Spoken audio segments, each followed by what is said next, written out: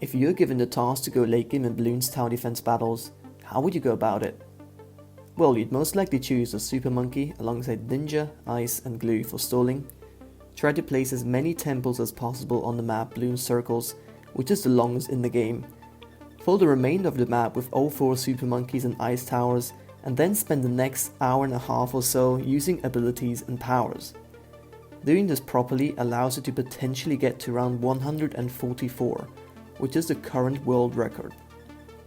However, to most people, going late game is very boring, and to be fair, it doesn't really require much skill at all, but rather patience, a lot of patience.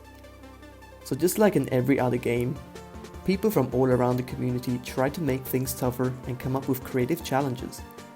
One of these challenges, which has recently had a boost in popularity, is probably one of the most, if not the most famous challenge in the history of Bloons tower defense battles.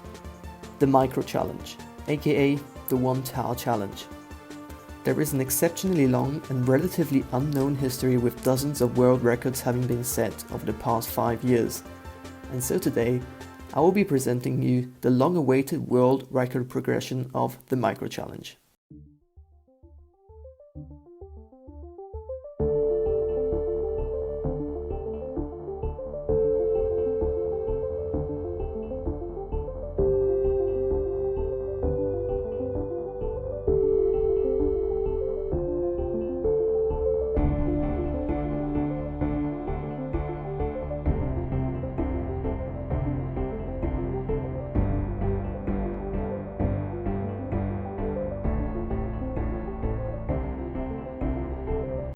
First of all, you might be wondering what micro even means.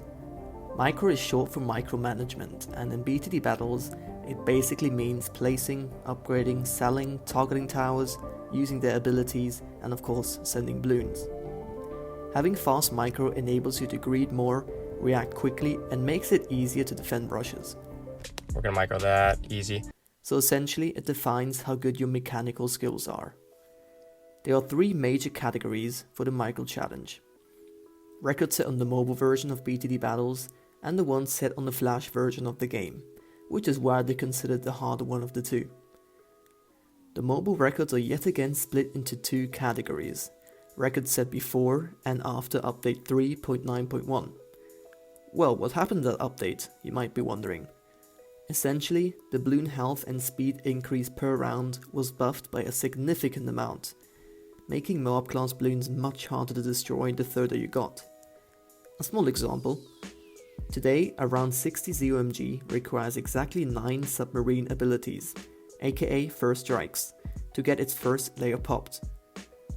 But if we go back to an earlier version in 3.9.1, you can clearly see in this clip that around 70 ZOMG only needs 3 first strike abilities to get destroyed. So you can imagine how much of an impact this update had on the Micro Challenge. In this video I will be focusing on the world records that were set before update 3.9.1. So let's get started. It all started on the 22nd of July 2015. Back then, things were quite different. First of all, there weren't as many big Bloons related YouTube channels, and the only reasonably big ones were Aliens Rock 50, ISAB and SJB. Secondly, the competitive community was much smaller but very active, and unlike today, not many people uploaded their games to YouTube. That was due to the fact that recording your screen was significantly harder to do than it is today, especially on iOS. I remember back then having to either use Everyplay or an app called AirShow. Comment down below if you've been around for that long. Anyway, on that day, the back then relatively unknown YouTuber and competitive player Asian Sensation uploaded a video titled New Community Challenge Episode 1. This was a collaboration with the larger channel Ace of Eternal. Essentially, by uploading this video to YouTube, they challenged their viewers to get to the furthest round possible by only using 1 tower at a time. In their first attempt, not much thought was put into the strategy, and in the end, only round 32 was achieved. But just 2 days later, the same 2 players got to round 54, which was a massive improvement, and it clearly showed the potential of the challenge. Since club rooms and the option to ban towers would not be out for a long time, players couldn't rely on their 4th randomized tower slot, and so the strategy solely consisted of submarine, ace and ninja. The ninja was used for its ability to slow down all blooms by 50% for a brief period. The submarine and the ace on the other hand were used to destroy them. Another issue was the money. Without all the game modes we have today, getting a solid amount of eco was much harder and actually required some precise timings when it came to buying the reactor on round 8 for example. Since both players had very solid micro, they would ultimately fail because they ran out of money. Getting 5.5k eco was clearly not enough, and so there was still a lot of room for improvement. This challenge quickly became popular and soon many good players started trying it. Just 1 week later, a new world record had been set, round 57. This was pulled off by the 2 players Sven and Tewtiy, aka Renaissance Man. Within the next few days, many people attempted this challenge, but it was none other than Zerd who broke the record by 3 rounds, achieving round 60. Sadly, there is no video proof of this, since he quit YouTube for a while and decided to delete all of his videos. But in the comments of Sven's round 59 attempt titled Seconds Away, we can find out that it was indeed Zerd who set the newest high score.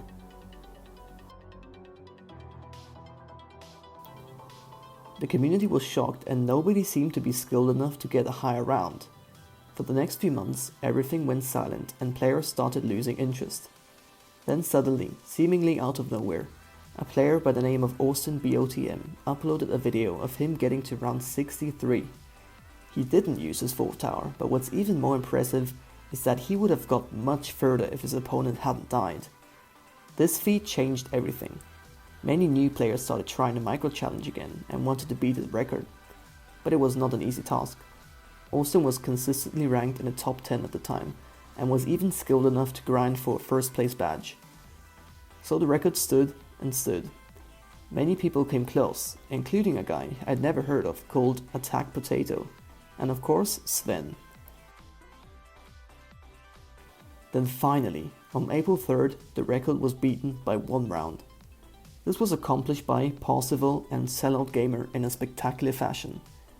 Both players got ice as their 4th tower, which must have taken them quite a while to pull off, but in the end it was definitely worth it.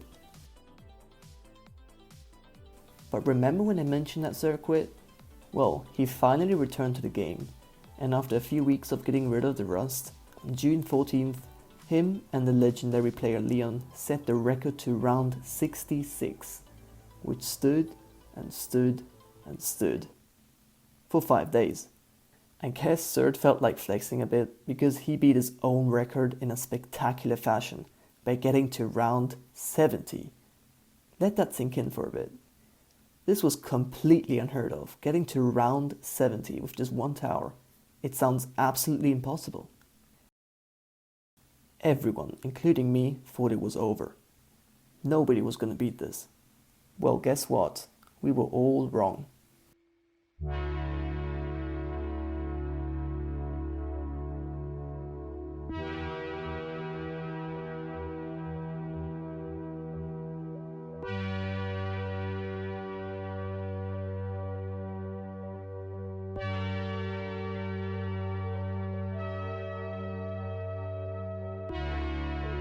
You've most likely seen or at least heard of this video, Stretching the Boundaries of the Micro Challenge by the one and only Eric Lowe.